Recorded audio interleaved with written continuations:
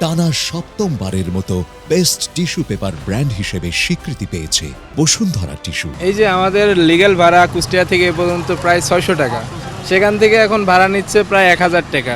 এই যে এখন আমাদের অভিযানটা যে হচ্ছে সেনাবাহিনীরা, এটা খুবই ভালো লাগছে আমার কাছে। এরকম অভিযান চললে দেশ থেকে দুর্নীতি আরও অনেক কমে যাবে। ভালো লাগলো এই সেনাবাহিনীর যে টবলগুলা, এগুলো হলে সবাই কিন্তু ইনশাল্লাহ বাসের এই যে দুর্নীতি যে ভাড়াগুলো নেয় এগুলো ঠিক হয়ে যাবে আস্তে আস্তে। ফেরত তো কোনো পায় না, পাইলে ভালো লাগবে। বেশি নিয়েছে 300 না, যদি এরকম হয় তাহলে আমাদের জনগণের সবার জন্য ভালো।